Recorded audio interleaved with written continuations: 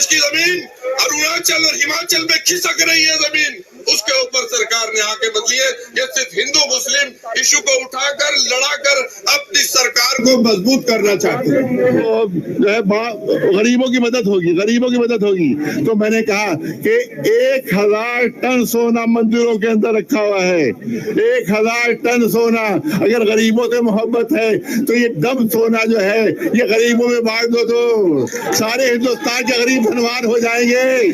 सिर्फ हमारे वक्त से मोहब्बत है तुम्हें? अरे मंदिरों में देखो हजारों टन सोना वहाँ चोरी हो रहा है, 400 किलो सोना चोरी हो गया। तुम्हें चोरी मंजूर है, गरीबों को देना मंजूर नहीं है। वो सरकार के देखिए जहाँ तक वो यानी पॉलिसी है कि मुसलमानों की जमीनों को, मुसलमानों की मस्जिदों को छीन ले, वही एक उसका एक अहम मकसद ये भी है कि उसकी नाकामियां जो हैं वो इस तरह के मुद्दों से जो है वो छिपाई जा सके।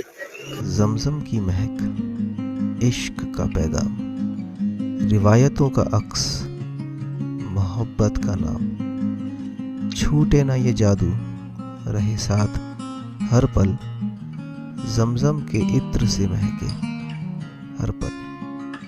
जमजम परफ्यूमस, जहाँ हर खुशबू एक कहानी बुनती है। ये कहा जा रहा है वक्फ बिल और वक्फ की उत्थान के लिए, तरक्की के लिए बिल है ये। तो मैं याद करूंगा, मैंने पहले ही दिन कह दिया था ये वक्फ बिल नहीं है बल्कि सांप का बिल है। ये वक्फ बिल नहीं है, सांप का बिल है। इसके अंदर जहर भरा हुआ है। ये सिर्फ और सिर्फ मुसलमानों को नुकसान पहुंचाने के लिए बिल बनाया गया है और सिर्फ तबाही और बर्बादी के लिए बिल बनाया गया है और कट्टरवादियों को खुश करने के लिए बिल बनाया गया है। आप याद रखें, इनकी बड़ी गलत फहमी है, ये समझते हैं नफरत के जरिए से इलेक्शन जीतेंगे। हिंदुस्तान मोहब्बत की जमीन है, मोहब्बत की जमीन है। यहाँ अगर नफरत का बीज बोओगे तो बीज सड़ जाएगा। वो यहाँ मोहब्बत की खेती फलती है। लिहाजा आप मोहब्बत का पैगाम दीजिए, नफरत का पैगाम न दीजिए। बस जल्दी से 2 जुमले कहा गया, अभी कहा गया कि साहब वो जो है गरीबों की मदद होगी, गरीबों की मदद होगी। तो मैंने कहा कि 1000 टन सोना मंदिरों के अंदर रखा हुआ है, 1000 टन सोना। अगर गरीबों से मोहब्बत है तो ये दम सोना जो है ये गरीबों में बांट दो तो सारे हिंदुस्तान के गरीब धनवान हो जाएंगे। सिर्फ हमारे वक्त से मोहब्बत है तुम्हें? अरे मंदिरों में देखो हजारों टन सोना वहाँ चोरी हो रहा है, 400 किलो सोना चोरी हो गया। तुम्हें चोरी मंजूर है, गरीबों को देना मंजूर नहीं है। और ये कहा गया कि फायदा होगा, इसमें एक्ट में ये है, एक्ट में कि गवर्नमेंट के पास जितनी भी जमीनें वक्फी है वो गवर्नमेंट की हो जाएगी। इसका मतलब है कि चोर को चोरी का माल मिल जाएगा। ये कौन सा कानून है कि वो चुरा भी रहे हो, वो कह रहे हो चोरी का माल ही हमारा हो जाएगा? इससे बड़ा नुकसान और क्या हो सकता है? आप अपना धरना जारी रखिए, आप अपना आंदोलन जारी रखिए। कोशिश हमारा काम है, फतह देना अल्लाह का काम है। इंशाअल्लाह हमें फतह मिलेगी, कामयाबी मिलेगी। दुश्मन शिकस्त खाएगा इंशाअल्लाह। मोहम्मद और मोहम्मद। आप तमाम मीडिया के सामने मैं इस बात का ऐलान करता हूं अपनी पार्टी की तरफ से और सारे हिंदुस्तान की उन दबी कुचली तमाम आवाजों की तरफ से जिन्हें आरएसएस ने सैकड़ों साल से जिनको दबाकर कुचल कर रखा है और अब वो संविधान को कुचलना चाहते हैं, बिल्डोज करना चाहते हैं। समाजवादी पार्टी ने, माननीय अखिलेश यादव जी ने पहले दिन ही जब ये बिल लाया गया था साफ साफ कह दिया था कि ये कॉन्स्टिट्यूशन संविधान पर सबसे बड़ा होने वाला आजादी के बाद हमला है, हम इसको कभी बर्दाश्त नहीं कर सकते। दलितों के ऊपर जो अत्याचार हो रहा है, आदिवासियों के हुकूक जो खत्म हो रहे हैं और सिखों के मामलात में जो दखल अंदाजी हो रही है, ये क्या तमाशा रखा है? आप समझते हैं हम कब तक बर्दाश्त करेंगे? देश की जनता के लोग, देश की जनता के मूड को पहचानिए। सारा ईवीएम से नहीं चलेगा, मुल्क संविधान से चलेगा। अगर कोई इस गलत फहमी में है तो उसको गलत फहमी दूर कर लेनी चाहिए। 24 के पैगाम ने, इंतखाब ने पैगाम दिया।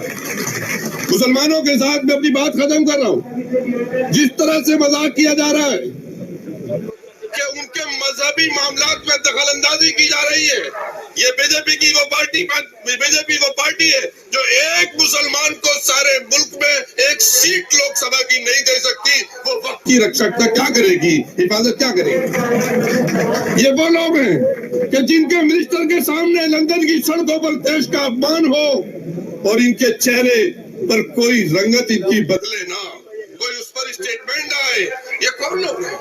देश की जमीन अरुणाचल और हिमाचल में खिसक रही है जमीन, उसके ऊपर सरकार ने आके बदली है। ये सिर्फ हिंदू मुस्लिम इशू को उठाकर लड़ाकर अपनी सरकार को मजबूत करना चाहते हैं।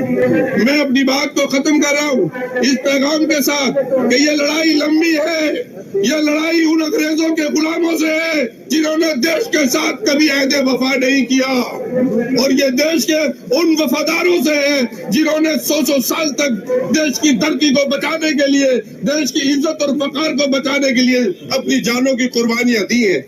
लेकिन मैं एक मशकूर भी हूँ, मोदी सरकार और आरएसएस का मशकूर भी हूँ, शुक्रिया भी अदा करता हूँ कि उन्होंने देश की सोई हुई आवाम को जगाने का काम किया है। अब बात असल मुद्दों पर होगी, लड़ाई झगड़े की बात नहीं होगी। ये होली के अवसर पर बहुत लोगों ने चाहा लेकिन कामयाबी नहीं मिली, इसलिए कि हिंदू मुसलमान अब ये चाहते हैं कि इत्तेहाद के साथ, मोहब्बत और भाईचारे के साथ मुद्दों पर देश की तरक्की के लिए बात होगी। अब नफरत की सियासत इस मुल्क में बंद होगी और वक्फ बोर्ड एक बड़ा इशू है, इस पर हम सब लोग, सारे हिंदू मुसलमान सिख ईसाई सब मुत्तहिद हैं। अगर हिंदू इंडोमेट में किसी क्रिश्चियन का दाखिला नहीं हो सकता, हत्या के मामला ये है कि हमारे दलित भाइयों को भी दाखिला नहीं मिलता है, मंदिर धोए जाते हैं, तो आप कैसे मुस्लिमों को वक्फ बोर्ड में शामिल कर रहे हो? आर्टिकल 26 का उल्लंघन कर रहे हो, इसको बर्दाश्त नहीं किया जाएगा। मैं अपनी बात को खत्म करता हूँ, बहुत शुक्रिया।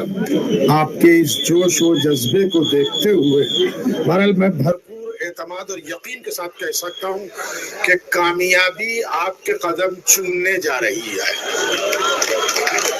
ये आपका जोश ईमानी है कि जो आपको यहाँ लेके आया, वरना माह मुबारक रमजान में रोजे की हालत में आपसे अगर ये कहा जाता कि आप महंगाई के खिलाफ आंदोलन में जो है धरना देने के लिए चलिए, आप कभी नहीं आने वाले थे।